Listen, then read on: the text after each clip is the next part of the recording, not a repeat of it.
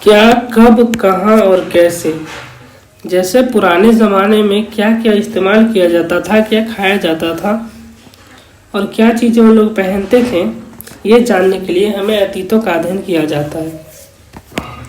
और जो अतीत के बारे में बताते हैं उसे इतिहासकार कहा जाता है।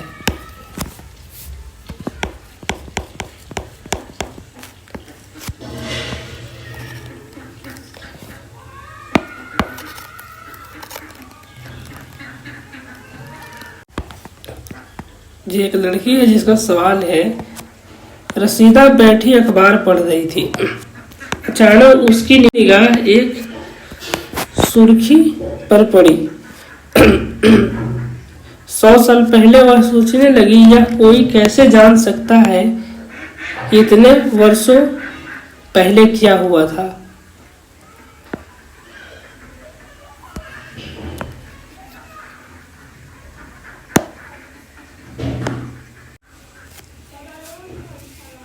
सही बात है, 100 वर्षों पहले तो पता लगाया जा सकता है कि पीछे इतिहास में क्या हुआ था।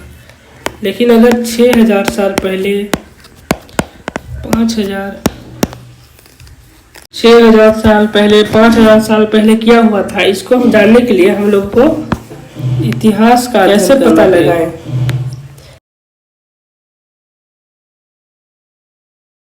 यह जानने के लिए कि कल क्या हुआ था, तुम रेडियो सुन सकते हो या टेलीविजन देख सकते हो या फिर अखबार पढ़ सकते हो। साथ ही यह जानने के लिए कि पिछले साल क्या हुआ था, तुम किसी ऐसे व्यक्ति से बात कर सकते हो जिसे उस समय की स्मृति हो। लेकिन बहुत पहले क्या हुआ था, यह कैसे जाना जा सकता है। सही बात है, अगर कल परसों की बातें हो तो टेलीविजन पर से पता चल जाता है।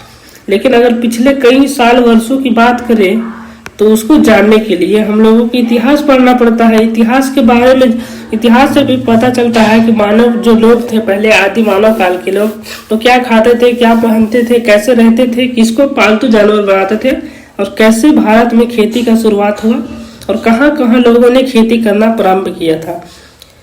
अतीत के बारे में हम क्या जान सकते हैं।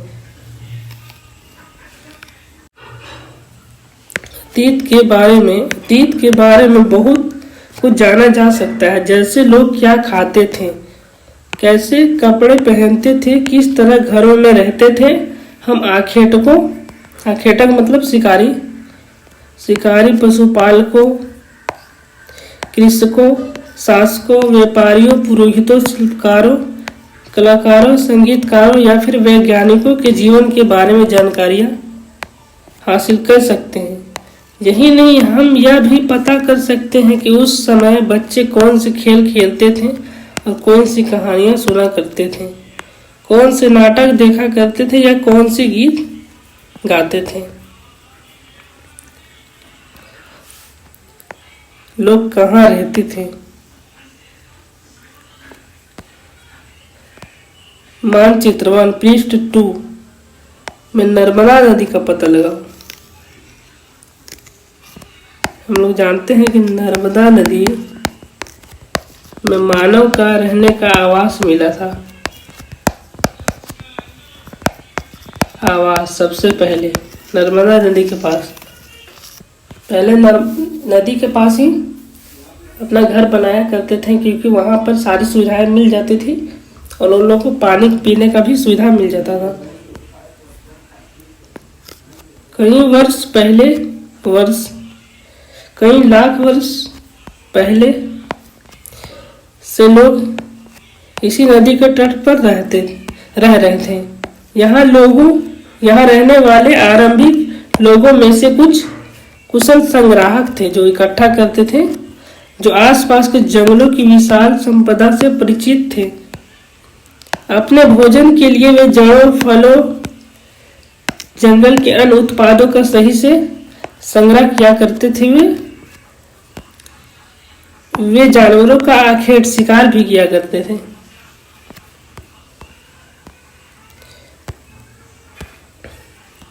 अब तुम उत्तर पश्चिम में सुलेमान और किरथर पहाड़ी का पता लगाओ। सुलेमान और किरथर पहाड़ी भारत के उत्तर पश्चिमी दिशा में है।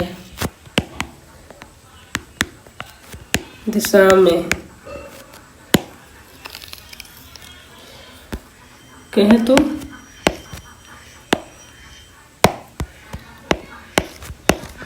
पाकिस्तान में है।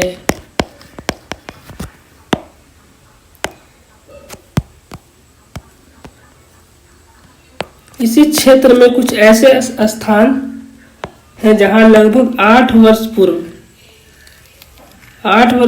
स्त्री और पुरुषों ने सबसे पहले गेहूं और जौ जैसी फसलें उगाई थी। तो पूछ सकता है कि गेहूं और जौ जैसी फसलें कहाँ उगाई गई थी। तो सुलेमान पहाड़ी में। कितना साल पहले? तो 8000 वर्ष पहले फसलों को उपजाना आरंभ किया था। इन्होंने भेड़, बकरी, गाय, बैल जैसे पशुओं को पालतू बनाया था। भेड़, बकरी, गाय, बैल। ये लोग गांव में रहते थे। पूछ सकता है कि वे लोग कहाँ रहते थे। तो गांव में। उत्तर पूर्व में गारो तथा मध्य में विंध्य की पहाड़ी का पता लगाओ। ये कुछ अन्य ऐसे क्षेत्र हैं जहाँ कृषि का विकास हुआ। जहाँ सबसे पहले चावल उपजाया वे स्थान सिंध के उत्तर में है। वे स्थान कहाँ है? विंध्य के उत्तर में।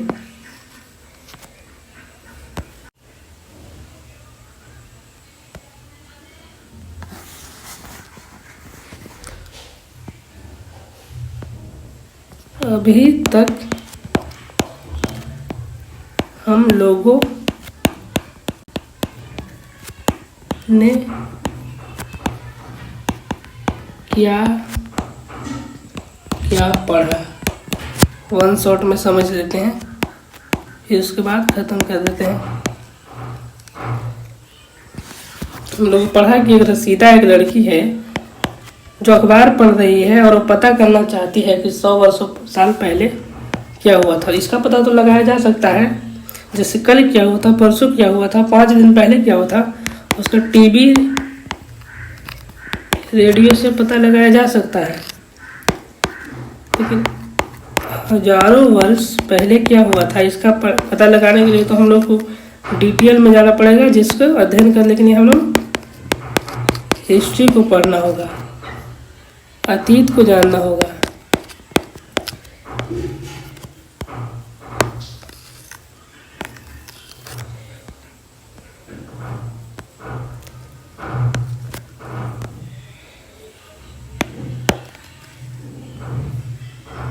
पहले लोग अपना जीवन शिकार करके या पशुपालकों के द्वारा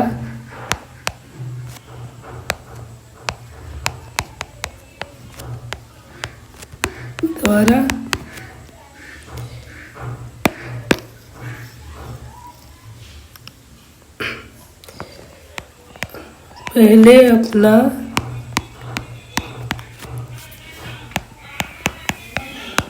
जीवन शिकार करके या पशुपालकों के द्वारा चलाया करते थे। वे लोग नर्मदा नदी के पास में स्थित होते थे, जो सारी सुविधाएं मिल जाती थी, और वे पालतू जानवर भी पालते थे।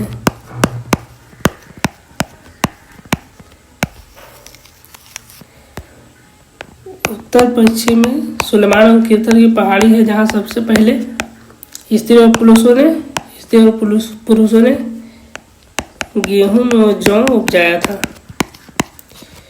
गेहूं,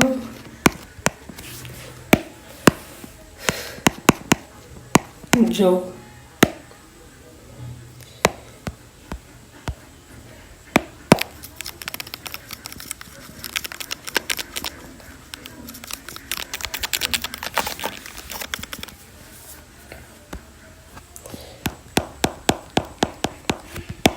गारो एवं विंध्य की क्षेत्र में कृषि का विकास हुआ था एवं